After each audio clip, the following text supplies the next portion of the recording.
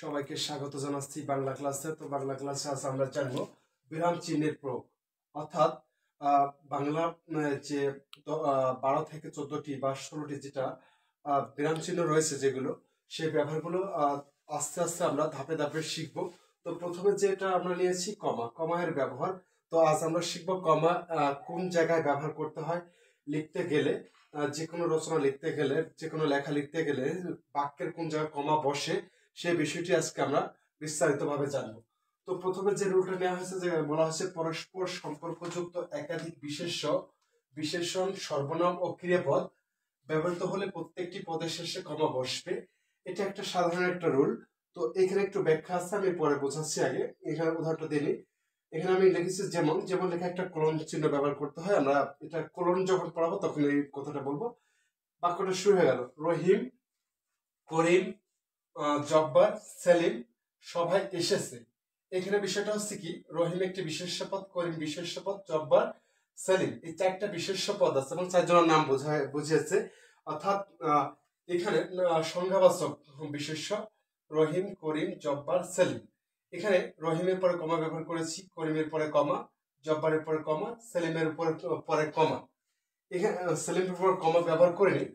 যদি বলা হয়েছে এখানে প্রত্যেকটি পদের শেষে, তবে এই জায়গায় একটু কারেকশন আছে, যেটা হচ্ছে কি রহিমের পরে কমা, করিম, কমা, জব্বার, সেলিম।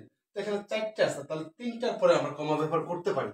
আবার এই বাক্যটা এমন ভাবে সাজানো হয়েছে যে রহিম, করিম, জব্বার, সেলিম সবাই এসেছে। এই বাক্যটা যদি এমন হতো, রহিম, কমা, করিম, কমা, জব্বার ও সেলিম এসেছে। আমি এখানে যদি সবাই শব্দটা বাদ দিয়ে যদি এভাবে লিখতাম, রহিম, করিম, জব্বার ও সেলিম এসেছে, তাহলে এখানে চারটা ছিল। কয়টা ছিল? বিশেষ্যপদ ছিল চারটি। এই চারটি জায়গায় মাত্র ব্যবহার করলাম কয়টি? দুইটি কমা ব্যবহার করেছি। আর এই যে রহিমের পর কমা, করিমের পর কমা, জব্বারের পরে এখানে একটা সংযোজক অব্যয় অর্থাৎ যোজক ব্যবহার করেছি ও, এবং এই পাশে যে সেলিম লিখেছি অর্থাৎ আরেকটি বিশেষ্যপদ লিখেছি, এই দুটোকে যুক্ত করছে। অর্থাৎ এই টোটাল বাক্যে দেখা যাচ্ছে কি চারটা বিশেষ্যপদ আছে, কিন্তু আমি দুটি কমা ব্যবহার করছি। কিন্তু সূত্রটা কেমন ছিল? প্রত্যেকটি পদের শেষে কমা বসবে। তো সবসময় যে সূত্র অনুযায়ী চলবে এমন না, এটা বলার জন্য বলা বা লেখার জন্য লেখা। তবে এখানে বুঝে শুনে কাজ করতে হবে, আমি কমা কোন জায়গায় ব্যবহার করবো। যদি যৌগিক বাক্য হয় তাহলে সেক্ষেত্রে আমি এখানে শেষের আগে আমি ও এবং যা কিছু ব্যবহার করি, এবং শেষ যেটা সেটার পরে কখনো কমা বসে না।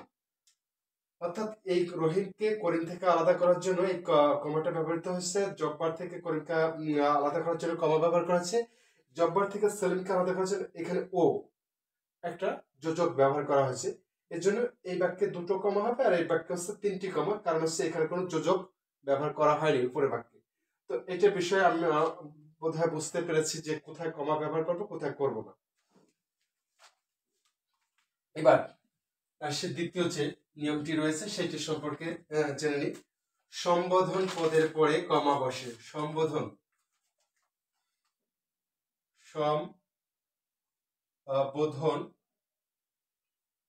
পদের পরে কমা বসে। সম্বোধন পরে পদের পরে কমা বসে। আমরা যদি একটু নিই উদাহরণ, যেমন এই মাঝি, কোন একজন ব্যক্তিকে আমি এই মাঝি বলে সম্বোধন করলাম। তো এইখানে একটা কমা বসবে। এখানে বলতে পারি এদিকে এসো, এদিকে এসো, এদিকে এসো, এভাবে লিখলাম। ওগো তোরা, আমি যদি এভাবে দিই ওগো তোরা, এখানে ওগো তোরা সম্বোধন করলাম, ওগো তোরা আজ যাসনে ঘরের বাহিরে।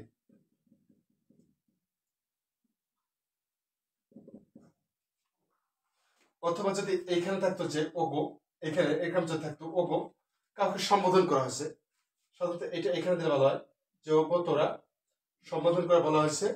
বা আমরা বলতে পারি বন্ধু, এটার সুবিধা হবে বুঝতে, বন্ধু কোন একটা ব্যক্তিকে দেখে যদি মনে হয় যে বন্ধু সে আমার বা পরিচিত, যেটা বন্ধু বলা হয়, পূর্ব পরিচিত বন্ধু, কেমন আছো, কেমন আছো। এই যে এই যে বন্ধু শব্দটা এখানে সম্বোধন করা হয়েছে, ওগো তোরা দ্বারা সম্বোধন করা হয়েছে, এই মাঝি বলে কাউকে সম্বোধন করা হয়েছে। তো এই ক্ষেত্রে অর্থাৎ সম্বোধন পদের পরে কমা বসবে, এই ক্ষেত্রে আমরা কমা ব্যবহার করব। এবং বাক্যের শেষে এটা যেমন বিবৃতিমূলক বাক্য বা নির্দেশমূলক বাক্য, যে বিধায় শেষে দাঁড়ি চিহ্ন ব্যবহার করেছি, এখানে দাঁড়ি চিহ্ন, কিন্তু এখানে হচ্ছে প্রশ্নবাচক বা প্রশ্নবোধক বা জিজ্ঞাসামূলক চিহ্ন ব্যবহার করেছি। এটা আলোচনা পরে হবে। আগে এই তিনটা জায়গায় আমরা দেখেছি যে সম্বোধন পদের পরে কমা বসে। এবার আসি তৃতীয় যে নিয়মটি রয়েছে, যে মাসের মাসের তারপর বলা হচ্ছে তারিখ, মাসের তারিখ, মাসের তারিখ, বার ও সাল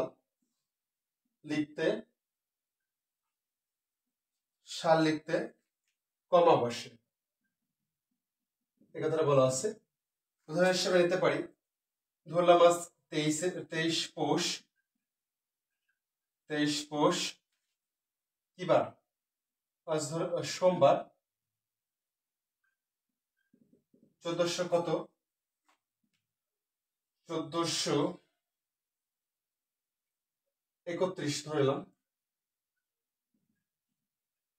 1431। তো 23 পৌষ সোমবার 1431। তো এই যে অর্থাৎ এখানে হচ্ছে মাসের তারিখ, তারিখ লেখার পরে আমি কি দিলাম কমা, বার লেখা কমা, এবং এই যে 1431 বঙ্গাব্দ শেষটায় এই হয় না, কমা ব্যবহার করা লাগে না। তো এটা থেকে এটা আলাদা করার জন্য কমা ব্যবহার করেছি।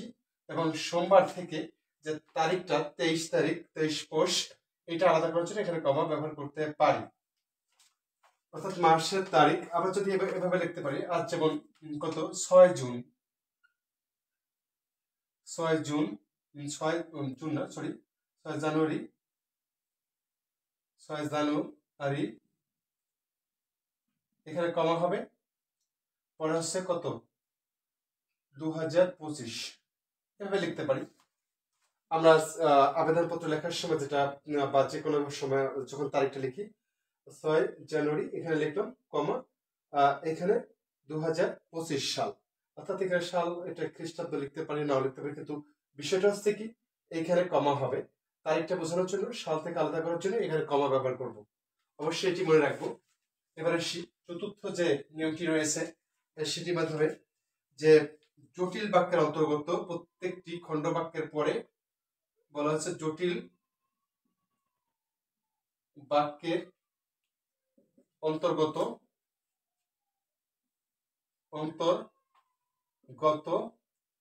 প্রত্যেকটি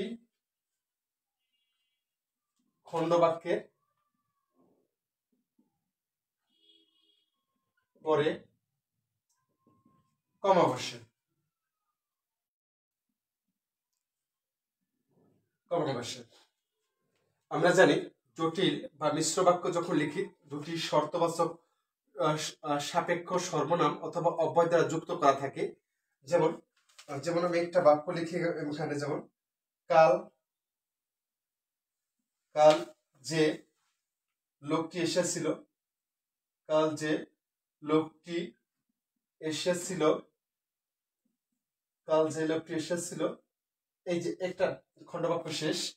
তো এখানে আছে যে সে আমার পূর্ব পরিচিত, এটা লিখলাম, শেষে দাঁড়ি।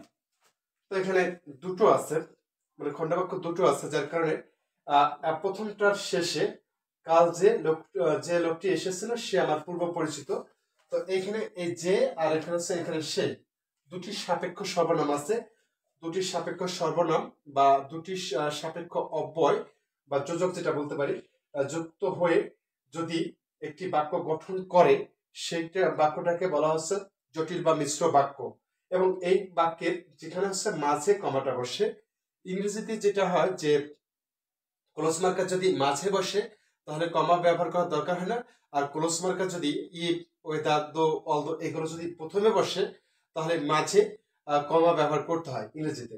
আর বাংলা যেটা হচ্ছে কি, ওই জটিল বাক্য বা মিশ্র বাক্যে দুটো থাকবে। ইংরেজিতে যেমন ইফ, ইফ দ্বারা যে অর্থটা দেবে যেটা হচ্ছে বাংলায় যদি তবে অর্থ দেবে, যার কারণে বাংলা হচ্ছে দুটি শব্দ আসবে। অর্থাৎ এখানে যে একটা সর্বনাম সে আরেকটি সর্বনাম, এই দুটো সর্বনাম এই বাক্যটাকে যুক্ত করেছে একটা সাপেক্ষে আরেকটা, যার কারণে এই বাক্যটা হচ্ছে জটিল বাক্য। এবং জটিল বাক্য বা মিশ্র বাক্য এইখানে আমরা অবশ্যই একটি কমা ব্যবহার করব। এবার আসি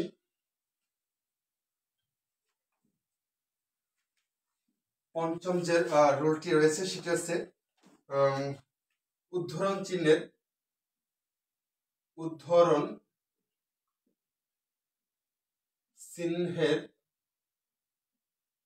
চিহ্নের পূর্বে কমা বসে।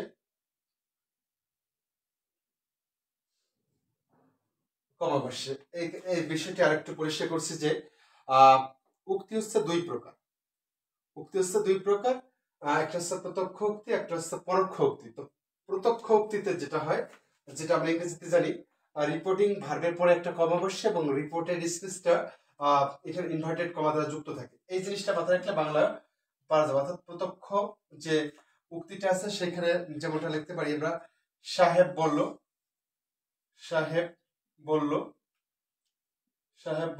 এইখানে কমা, এইখানে উদ্ধরণ চিহ্ন দিয়ে শুরু হবে। অর্থাৎ এইখানে আছে দ্বৈত যেটা আছে, দুটো ব্যবহার করা হবে। ছুটি পাবেন না,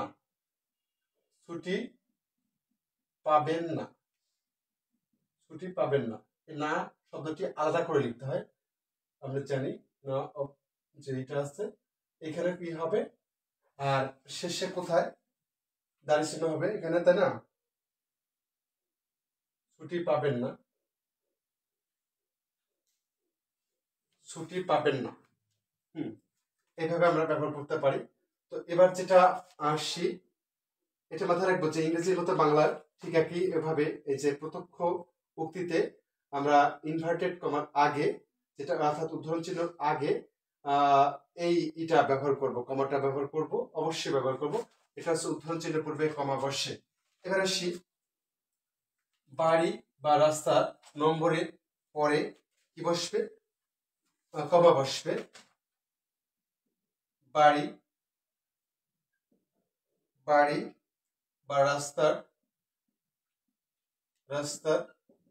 নম্বরের পরে কমা বসবে,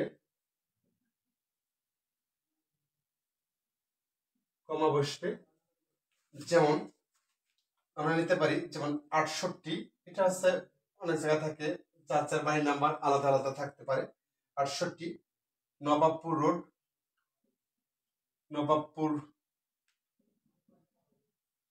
রোড, এখানে কমা ব্যবহার করলাম। তারপর কত আছে, ঢাকা 1100 বা 1000 দিলাম, যেটাতে ওখানে যা একটা কোড আছে, ঢাকা পোস্ট কোড আছে। তো এইখানে হচ্ছে কি, এই যে নম্বরটা দিলাম এবং রাস্তার নামটা লিখলাম, যে এই দুই জায়গায় কমা ব্যবহার করব। অবশ্যই আমরা এখানে কমা ব্যবহার করবো, এখানে সেমিকোলন বা অন্য কোনো যে বিরাম চিহ্ন আছে সেগুলো ব্যবহার করবো না। এই বাড়ি বা রাস্তার নম্বরের পরে যেটা ব্যবহার করবো সেটা হচ্ছে কমা। এবার আসি নামের শেষে একাধিক উপাধি থাকলে সেক্ষেত্রে কমা ব্যবহার করব। নামের শেষে একাধিক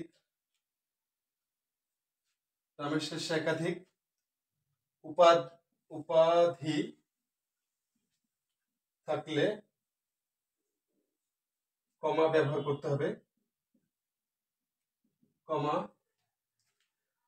করতে হবে, যেমন আমরা নিতে পারি মিস্টার সালাম, আমরা জানি বিন্দুর মাধ্যমে একটা যে বিন্দু, এটা একটা শব্দকে সংক্ষেপ করা। মিস্টার সালাম লিখলাম, সালাম। এখানে যদি তার ডিগ্রি সম্পর্কে লিখি তখন আমি কি করব, যেমন M B B S, MBBS,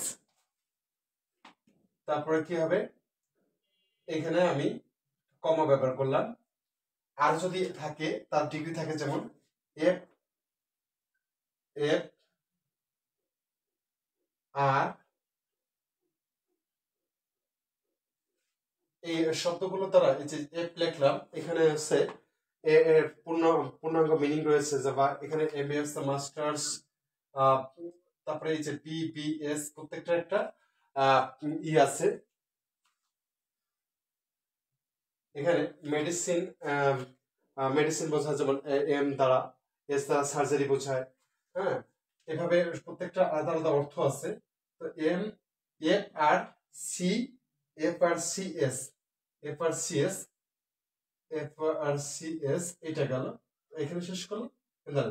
তো এই দুটো ডিগ্রি বোঝানোর ক্ষেত্রে এখানে আমি যেটা করলাম, মাঝখানে একটি কমা দিয়ে আলাদা করে দিলাম, MBBS, আর এখানে হচ্ছে FRCS, এই মাঝখানে কমা ব্যবহার করব। অর্থাৎ একজন ব্যক্তির নামের পরে যদি একাধিক ডিগ্রি থাকে, এখানে যদি 3টা ডিগ্রি থাকতো তাহলে আমি কি করতাম, এখানে আরেকটি কমা বসিয়ে ওই ডিগ্রিটা নাম লিখতে পারতাম। আর এই যে প্রত্যেকটা, এটা হচ্ছে শব্দ সংক্ষেপ, যেটা এখানে বলছে হচ্ছে MBBS, অর্থাৎ প্রত্যেকটা হচ্ছে শব্দকে সংক্ষেপে করে লেখা হয়েছে, যার কারণে এখানে বিন্দু বসেছে, যেটা হচ্ছে আমরা ইংরেজিতে ডট বলে থাকি।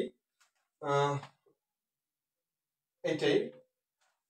তো এই ছিল বিরাম চিহ্নের যে কমার যে ব্যবহার।